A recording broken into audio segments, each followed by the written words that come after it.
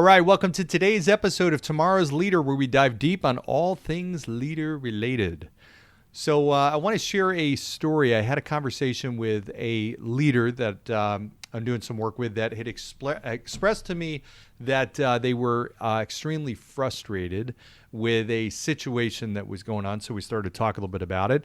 And the situation basically was that this individual was trying to bring somebody into their organization who they felt very good about, very strong. This person was going to be an integral part of the company's future moving forward. So an important role with a lot of responsibility. And they were frustrated because this individual wasn't making the commitment to come aboard.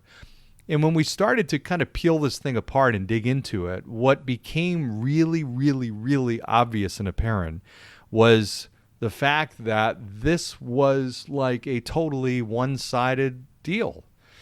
And so I said to the person, I said, why don't we reverse roles here for a second? If you were this individual, talk me through how you would think about this offer that you've made. And basically the deal parameters were something along the lines of this person would come in and work in their organization for several months without any compensation, without any kind of rewards or opportunities or anything that would be remuneration for what that investment of time was, other than the fact that at that point, at the end of that several month period of time, that CEO would then make the decision whether to bring that person on. And it just made me realize in this conversation that oftentimes we get mystified and frustrated because we're not getting a certain result or an action from somebody. And in reality, there's no balance of equity in this arrangement or deal. Or in other words, another better way to say it, there's no WIFM, which is WIFM. And that is, for those of you who don't know, it's what's in it for me. Right? So people don't ultimately do things because in some cases, there's not enough in it for them. Right? And it's sometimes the reason we don't do things because there's not enough in it for us. Right? When I was a kid, I didn't like cleaning my room. And because I didn't really see any value. Excuse me. I didn't see any value. Wasn't enough in it for me. Right? I was okay with a dirty room.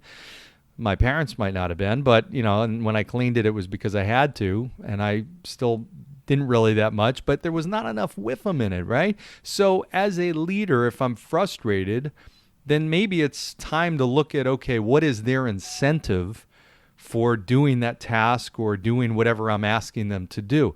If it's not significant enough, then maybe that's the problem, right? Or maybe it is significant and they just don't see it, and that's a communication problem. We need as a leader to explain that to the person. I'll give you an example. When I was in college, I had all kinds of crazy jobs. I mean, I probably had 30 different jobs from the time I was 12 or 13 through the time I graduated college, and all kinds of things. I mean, I was everything. I was a lifeguard. I was a bartender for a day. That's another story for another episode. I was a waiter. I was a lumberjack. True. I was a lifeguard. I was a cable TV installer. I was a security guard. I was a pizza maker at Pizza Hut. I was a teacher at Princeton Review.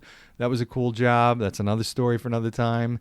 I mean, the list goes on and on and on and on. Camp counselor. I'm sure I'm forgetting a bunch of really fun ones. But in any event, I always looked at this as like, okay, this is an opportunity to make some money and to do different things. But sometimes I was being asked to do things that I was not incented to do. And I remember how I felt, right? I remember this vividly. I mean, I remember being a security guard, and I would be in a booth all day long and I would do these 2 double shifts back to back from 7 a.m. to 11 at night, Saturday, and then again Sunday. And then I would do full time during the week. So it was like 70 hours. This was during summer.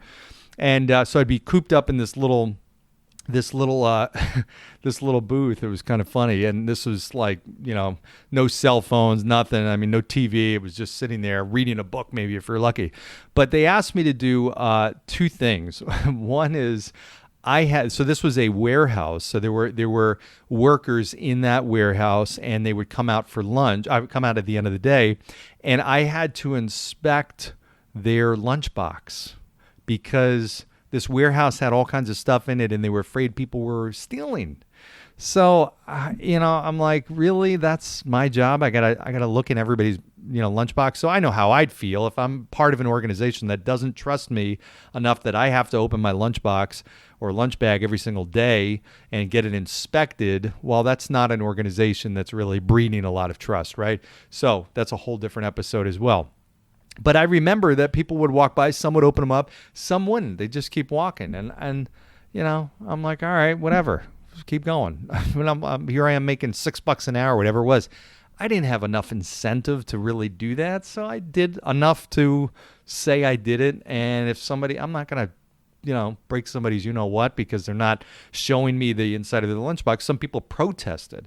I remember another part of this job was I had to go into this warehouse at night. Now, this would be like, at the end of my shift at 11 o'clock at night. And this was like an airplane hangar. So you got to picture how big this thing is.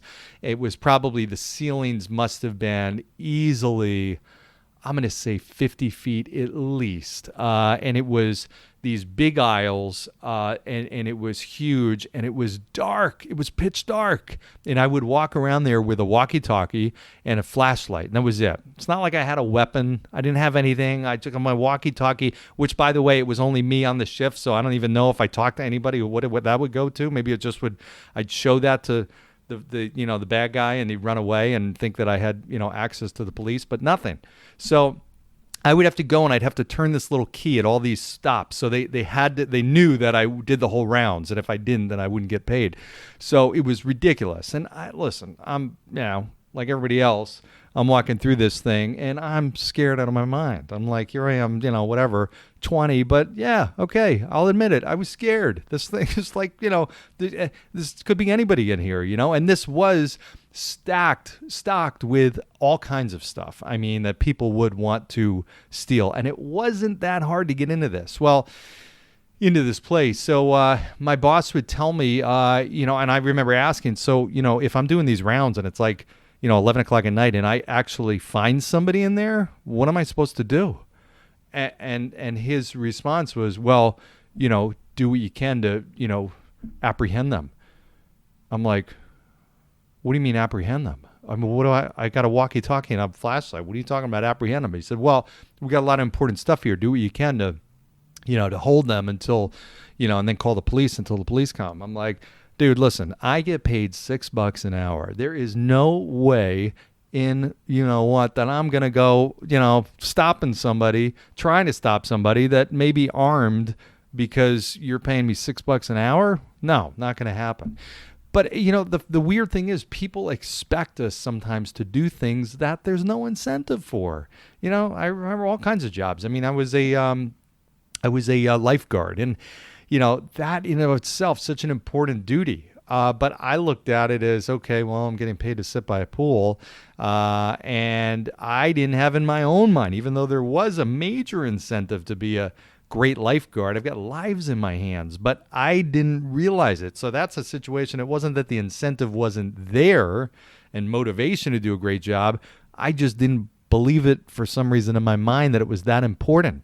So sometimes as a leader, we've actually done the things and we've put the incentive there, but that person is not grabbing onto it, right? It's not clicking with them as, okay, this is my motivation to do a really great job. I was a cable TV installer. This was another great one.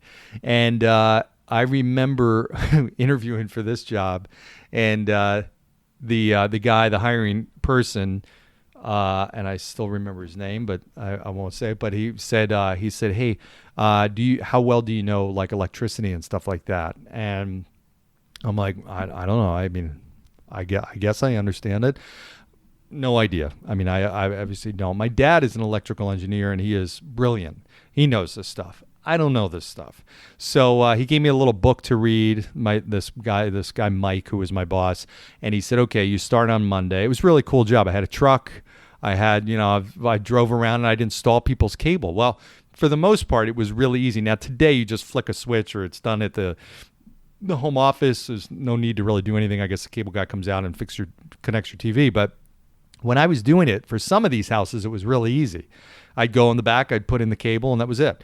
For others, it was called a full install, which meant you had to like run a cable line from the telephone pole all the way to the house. There was no cable line to the house. That's what it meant.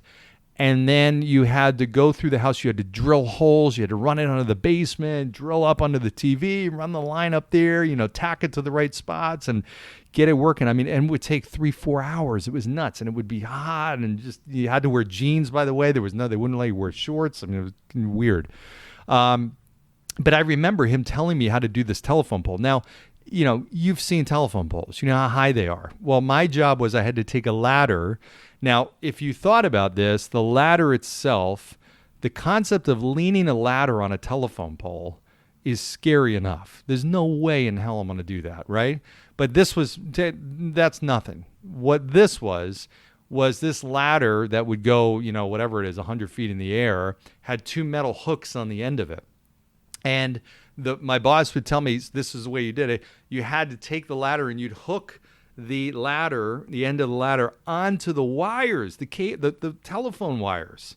Okay, so, all right, let's think about that for a second. Now, what runs through those wires, right? Power, electricity. And I'm supposed to take a metal ladder, metal ladder with metal hooks and put it over this wire, which doesn't even sound, that's not going to hold me, even if there was no electricity running through it.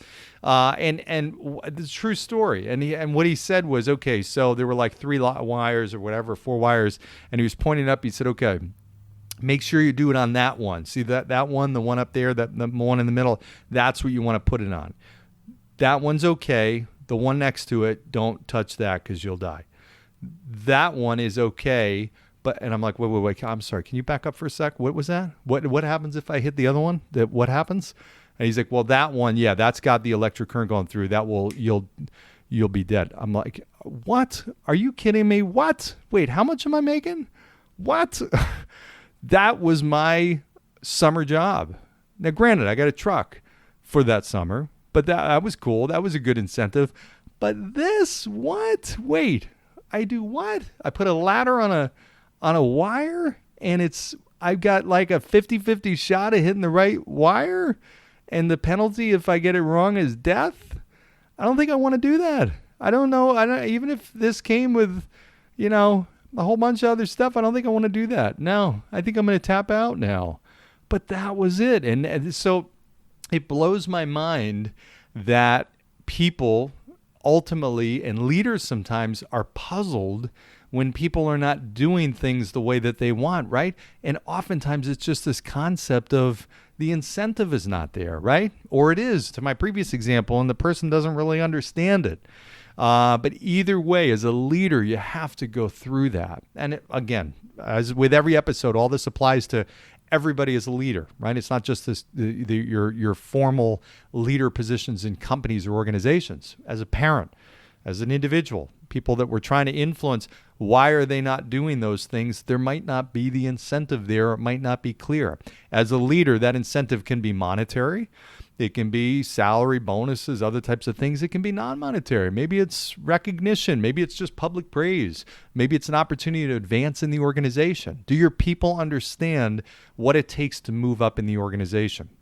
That's another huge mistake I see leaders make all the time. They have not created a clear path for people to move up in their organization. Do you know how many people I ask this question of when I'm coaching them is, do you understand what your career path looks like where you are right now? What's your next step, and what does it take to get to that next step? Do you realize how few people know the answer to that question? Okay, that's not their problem. That's their leader's problem. Okay, because this person, if they don't understand the career path that exists at their current company, guess what? What are they going to do? They're going to leave and go somewhere else, right? Because somewhere else is going to show them a clear career path, or they just feel like, hey, I'm capped out where I am. Oftentimes that may not be the case. That's the leader's fault, right? The leader is the one that's responsible to make sure people understand the incentive. And if there is not enough incentive, the leader's responsibility is to make sure there is, or change the task. Move that off the plate. Don't expect people to do that, right? Other incentive could be other things that come along. It's not just monetary, might not be even an advancement or role change or anything like that. It could be informal. It could be taking on a new responsibility that helps them grow. guess what? One of the interesting things about life is people actually want to grow. They want to feel like they're making progress. And if you're a leader that's helping people grow and feel like they're really advancing themselves, then you're keeping people in the game and you're keeping people moving forward. That's a reason why people will stay with you. When they stop feeling challenged, that's when people start to look elsewhere, right?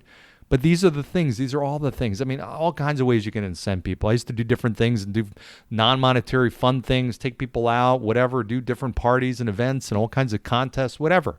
There's all kinds of fun things you can do to incent people for a period of time or long term. And look at that and take a look and see, does the incentive match the task that I have asked this person to do? Easy way to do it is flip-flop it. Okay, would you climb that ladder for $6 and put that metal ladder on that wire, the telephone wire? Would you do that? No, I don't think you would. Well, somebody is, but they're probably getting paid a lot more than $6 an hour, or they've done it enough so it's no big deal for them. So my incentive wasn't there. So guess what? I didn't do it.